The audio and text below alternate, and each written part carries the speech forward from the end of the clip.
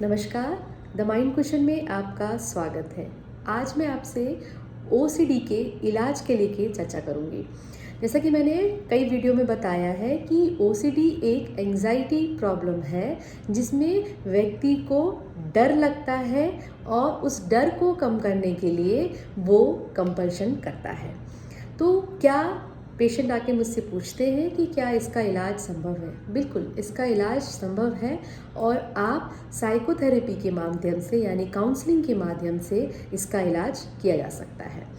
तो जानेंगे कि ओसीडी जो है एक प्रकार का विचार है, यानी ऑब्सेशन जो है एक प्रकार का विचार है जो लगातार आपके मन में आता है और वो आपके अंदर में डर पैदा करता है।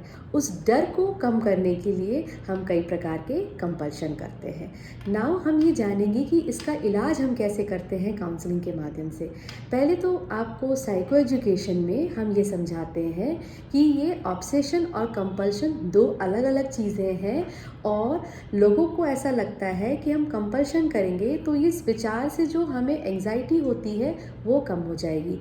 यहीं पे मैं आपको ठीक करने की कोशिश करूँगी कि आपको लगता है कि कंपल्शन करने से हमारे अंदर में जो एंजाइटी है, जो हमारे अंदर में बॉडीली सिम्टम्स आ रहे हैं, घबराहट, बेचैनी हो रही है, वो कम हो जाती है। ऐसा नहीं है, बल्कि वो थोड़ी देर के लिए हमें लगता है कि उस इंट्रूसिव थॉट से, उस ऑब्सेशनल थॉट से हमें मुक्ति मिल गई है, बट वो लगातार आपको फिर परेशान करता है और ग्रेजुअली आपका कंपल्शन करना बढ़ जाता है।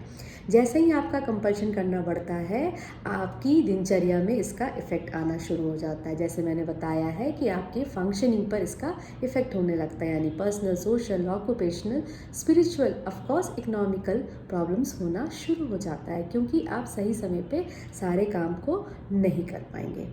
तो काउंसलिंग में हम ये सिखाते हैं कि आपको ये जानना बहुत ज़रूरी है कि ऑब्सेशन को जो आप एसोसिएशन बनाते हैं अपने लाइफस्टाइल्स के साथ कि ये हमारे लाइफ में ऐसा हुआ था तो हेंस ये चीज़ें फ्यूचर में भी ऐसा होगा, इस चीज़ को हम रेक्टिफाई करते हैं। कैसे करते हैं? इसके दो तरीके हैं। एक होता है कॉग्निटिव बिहेवियर थेरेपी। जैसा मैंने बताया कि कॉग्निटिव बिहेवियर थेरेपी आपके कॉग्निशन, इमोशंस और बिहेवियर को बैलेंस करने के लिए करता है। जैसा आप सोचेंगे वैसा ही आपका व्यवहार होगा और वैसा ही आपका इमोशंस होगा। इसके अलावा हम एक्सपोजर थेरेपीज़ भी यूज़ करते हैं। तो कॉग्निटिव बिहेवियर थेरेपी में सबसे इम्पॉर्टेंट है, जैसे कि सब बताते हैं कि एक्सपोजर थेरेपी बहुत ईजिली हो जाता है, बट मैं आपको यहाँ बताना चाहूँगी कि आपको सर्वप्रथम कॉग्निटिव बिहेवियर थेरेपी करना चाहिए, क्योंकि पेशेंट को एडुकेट करना बहुत ज़रूरी है कि क्या वो सोच रहा है और वो किस लेवल का उसके लिए प्रॉब्लम बढ़ सकता है।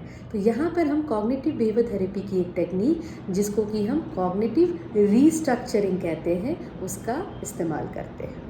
तो जब हम कॉग्निटिव रीस्ट्रक्चरिंग कहते हैं, कॉग्निटिव रीस्ट्रक्चरिंग का मतलब होता है कि आपके मन में जो इरैशनल थॉट्स हैं जो कि आपको परेशान कर रहे हैं उसको हम रैशनल यानी सही तरीके से रीस्ट्रक्चर्ड करते हैं।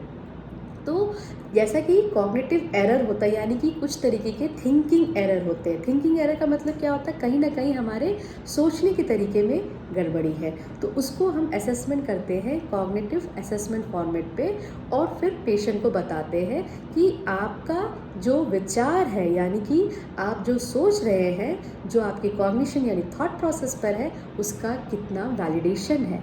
क्योंकि जब किसी चीज़ का वैलिडेशन नहीं है तो क्या होता है? वो चीज़ें एग्जिस्ट नहीं करती है, यानी कि ये आपका इरैशनल थॉट है। तो यहाँ हम 3 प्रकार के कॉग्निटिव एरर को डिस्कस करते हैं, जैसे कि प्रोबेबिलिटी एरर। प्रोबेबिलिटी एरर का मतलब क्या होता है? प्रोबेबिलिटी वर्ड से ही आप समझते हैं कि ये हो भी सकता है और नहीं भी हो सकता है, तो ये कहीं ना कहीं आपका वैलिडेशन नहीं प्रूफ करता है। दूसरा बहुत इंपॉर्टेंट चीज़ होता है रिसोर्स एरर। रिसोर्स एरर का मतलब क्या होता है? आपका खुद का सेल्फ कॉन्फिडेंस।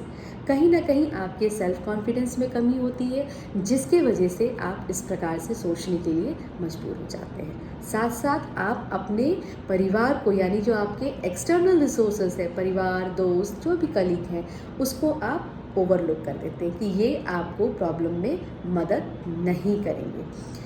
तीसरी इम्पॉर्टेंट चीज़ होती है कैटास्ट्रॉफिक। कैटास्ट्रॉफिक रिजल्ट एरर का मतलब क्या होता है कि कैटास्ट्रॉफी यानी कोई भी छोटी सी घटना होती है उसको हम एक्सट्रीम लेवल पे लेके जाते हैं। जैसे कि किसी का फ़्लाइट छूट जाना, तो फ़्लाइट छूट जाना तो हमें लगता है कि ठीक है नेक्स्ट शेड्यूल कर लेंगे या any other options can be there, पर हम क्या करते हैं उसको वर्स्ट कंडीशन में लेके जाते हैं कि अब कुछ नहीं हो सकता है, नथिंग कैन बी हैपन, सब चीज़ें ख़त्म हो सकती क्योंकि ये मेरे साथ हुआ है।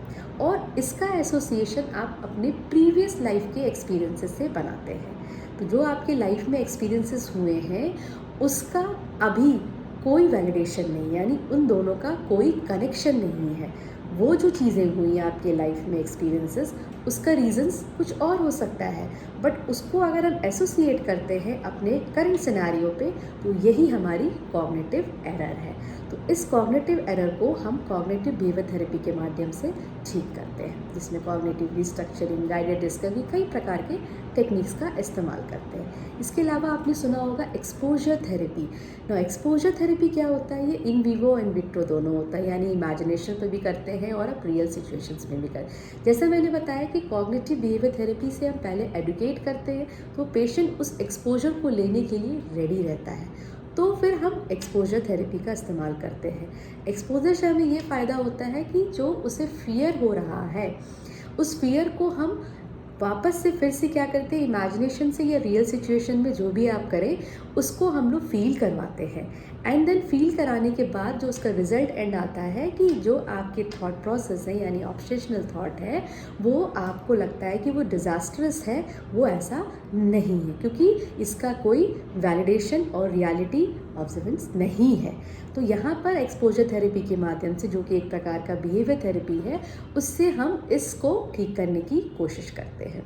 तो बेसिकली ओसीडी का इलाज बिल्कुल संभव है और आप बिना दवाइयों के भी इसका इलाज कर सकते हैं, बट मैं यहाँ पर आपको बताना चाहूँगी कि जब ये सीवियरिटी लेवल पे चला जाता है तो आपको दवाई और साइकोथेरेपी की दोनों की ज़रूरत पड़ती है। तो ऐसा ना हो इसके लिए आप कंपल्शन बिल्कुल ना करें, और अगर ऐसा होता है तो जल्द से जल्द आप एक साइकोथेरेपी और काउंसलर से जाके मिलें। Thank you.